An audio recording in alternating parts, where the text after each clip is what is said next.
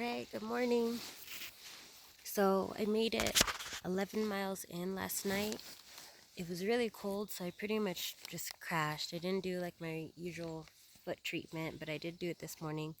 I talked to Jesus last night, and that always makes me happy to be able to talk to him. I feel like, I don't know, for me personally, I just love my fiance, but besides that, like, I think it's just incredible because even though, like, I'm here physically walking, he's there supporting me financially, emotionally, you know, just 100% in.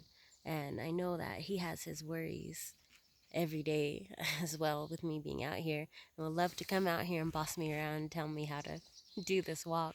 But at the same time, he's like my personal superhero because I haven't met many people that are just willing to just be that supportive, um, just via relationship wise, with supporting your partner, even though you might not agree and may not fully understand, but just to be there and be caring and loving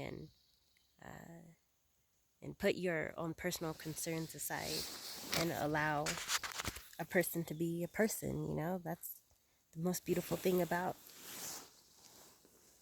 a loving relationship. You meet these people, or you meet a person along the way.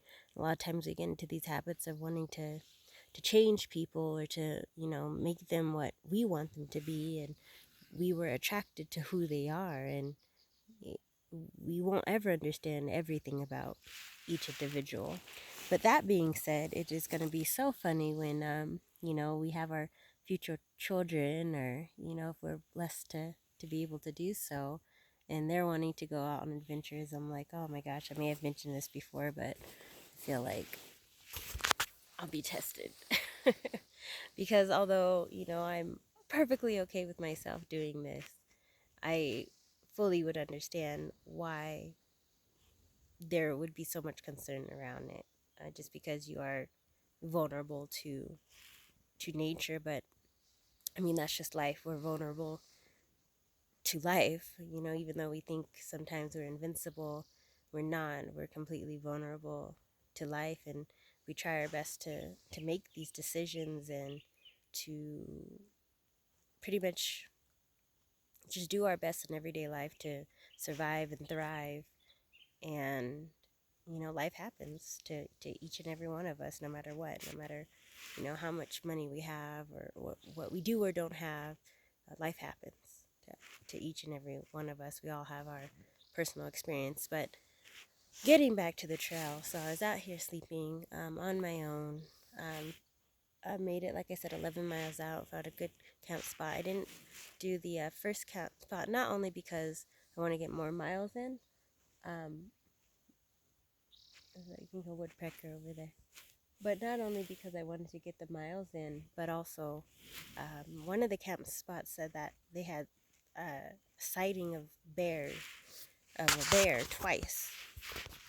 So not the spot for me to stop and sleep for the night. At least rest, sleep comfortably.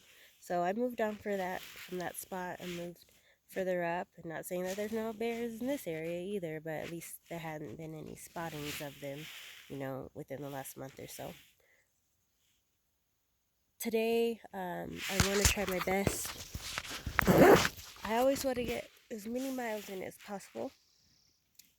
There's a hot springs about 30 miles out. I'm going downhill, descending now, and then we'll be heading into the desert, but it'll be some miles out. And I made good timing last night, so I'm hoping that I can do the same today with more time. I've been wrapping my foot, my ankle, treated it this morning, like I said, just my usual.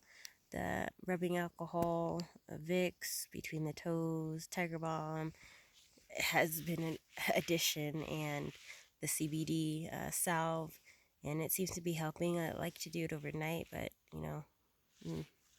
at least I got it in now. Besides that, I ate Hershey's chocolate for breakfast. I'll stop a little like midway and maybe have some oatmeal or something like that. And then um, don't have much battery left on my charger, so I'm gonna try my best to conserve my energy, or just freaking walk faster to get to another charging station. It'd be nice if they had charging stations. A little ridiculous, I know, but still.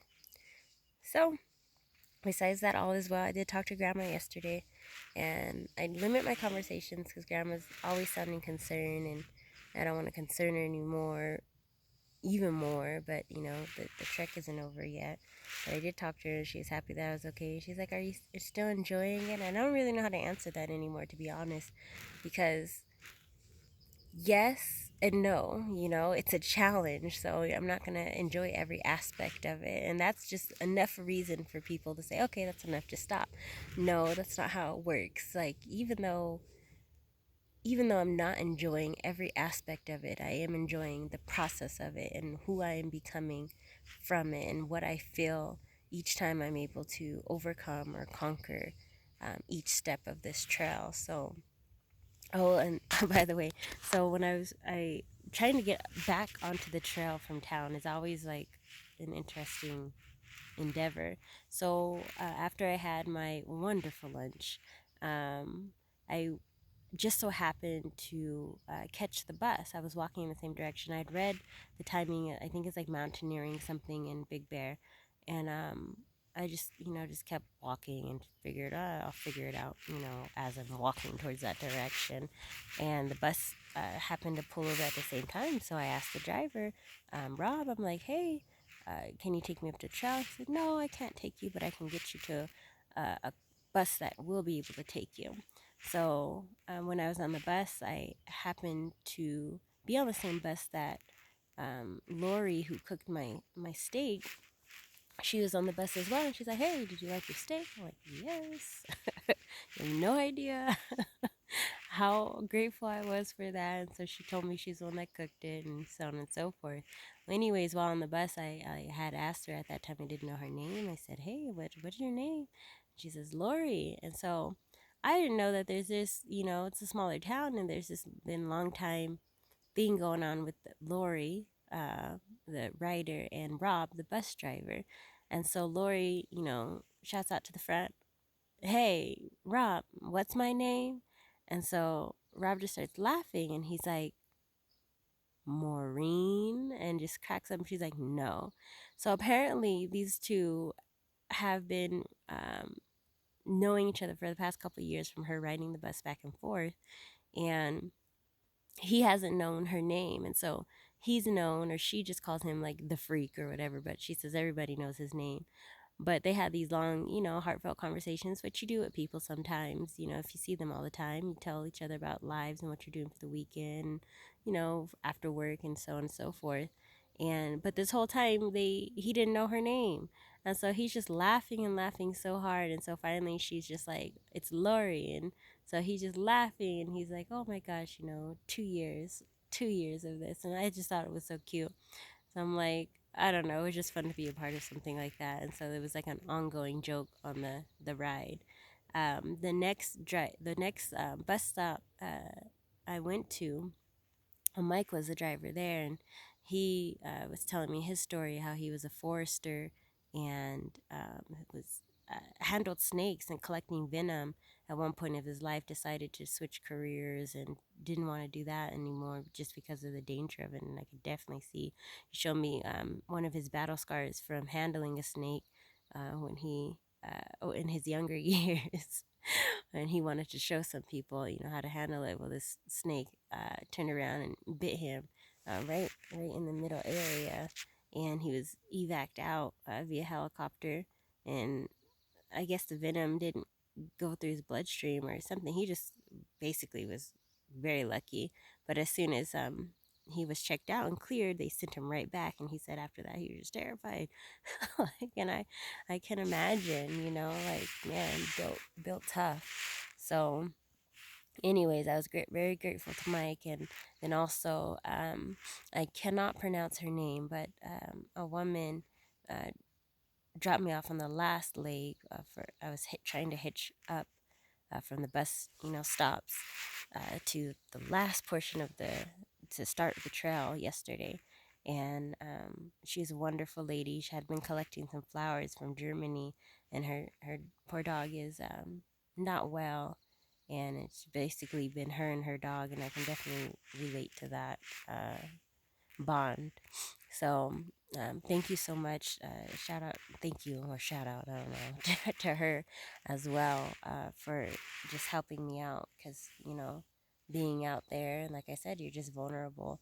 And it, I just feel a deep gratitude to those that help, just help along this journey. So thank you, thank you, thank you. And that's it. I'm gonna be walking all around the lake. It's really pretty though.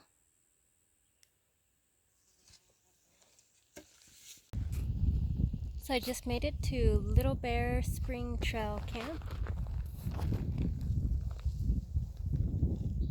Little picnic table, like a horse corral.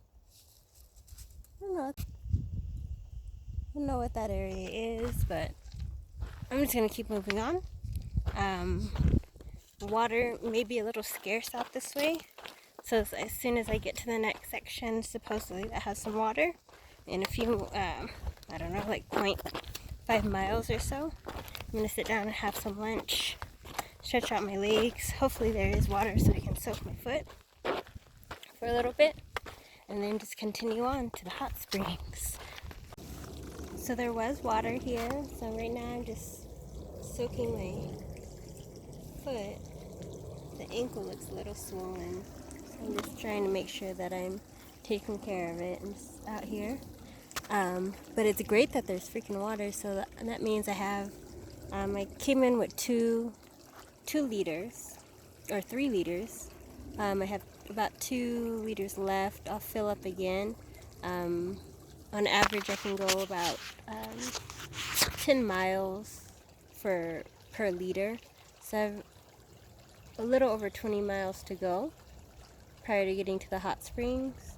It's after 12, I don't know what time it is, about 1 o'clock or so. So I'm assuming that I'll be there prior to 9 o'clock. Right now the terrain is pretty easy, so that makes it good. And I'm speaking and looking at the water at the same time, making sure nothing creepy creeps up on me while I'm sitting here. I never want to be too relaxed. But besides that, the weather's fine. I'm happy that there's water, and just keep on trekking on.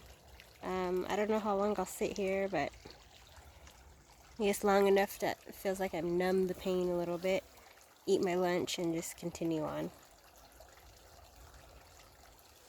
And however long I can tolerate these flies. I don't know if you guys remember that movie, The Fly. I never really saw it, but I'm glad I didn't watch it.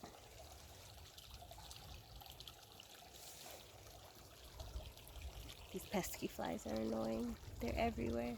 I know they all have a duty in the world, no pun intended, but they sure are irritating. I wish they would just stick to what they're supposed to be cleaning up, not getting on me. Anyways, cold soaking ramen. Check out the Trangia stove around mile 151, 109, I don't remember. But anyways, a while back when I was complaining about how heavy my pack was, I'm yawning all the time, I took out that stove, so cold soaking is not as fun as eating hot food, obviously, but on average I could just say, just because it takes about 2 to 3 days, 3 to 4 days to get to the next town comfortably. That's not too long to have to suffer too much with not having hot food. I need one of those bug zappers, battery operated. I wish somebody made a lightweight battery operated bug zapper, or just like a shield. a bug zapping shield, force field, anything like that.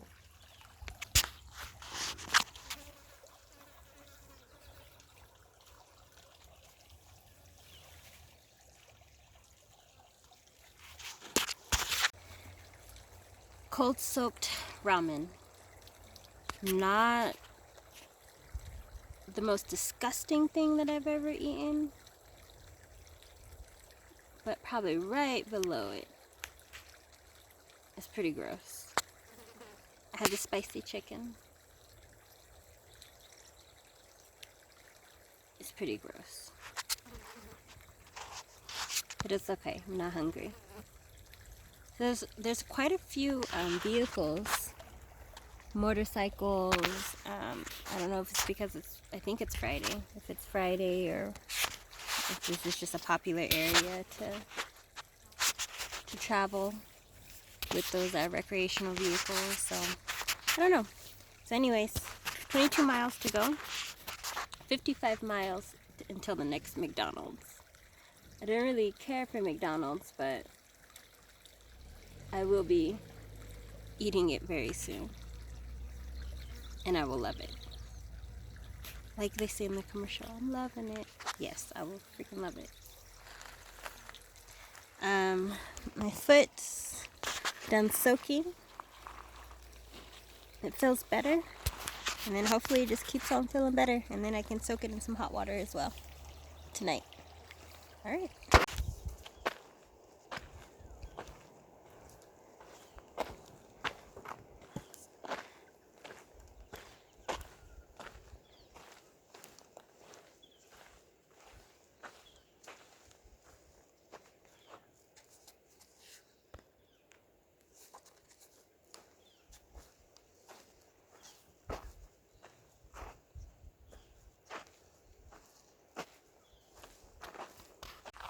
Alright, so Holcomb Creek is about 0.9 miles away from where I currently am.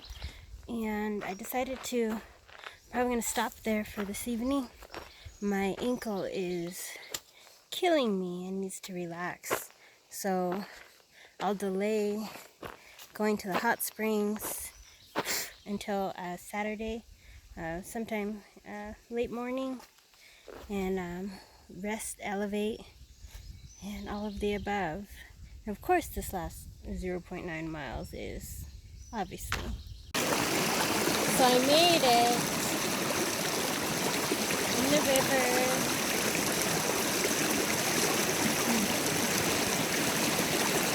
Foot is soaking again. Now both feet. I'm at mile 292. I'm very proud. 8 more miles and I'll be at mile marker 300. That means 266 miles until I get to see Jesus. Anyways, this water is freezing cold and I love it. I got here a little late, but that's okay. It's still comfortable. I saw, it looks like there's cars above. So I'm close to a freeway of some sort, or some kind of highway.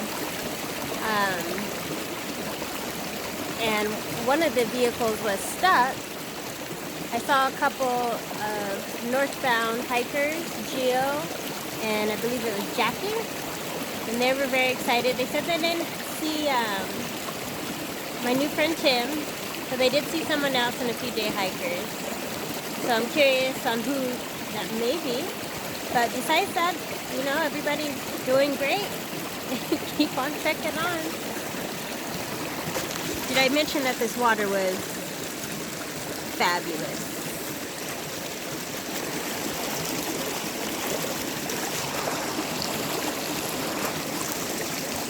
I think even to come up here for a day would be great.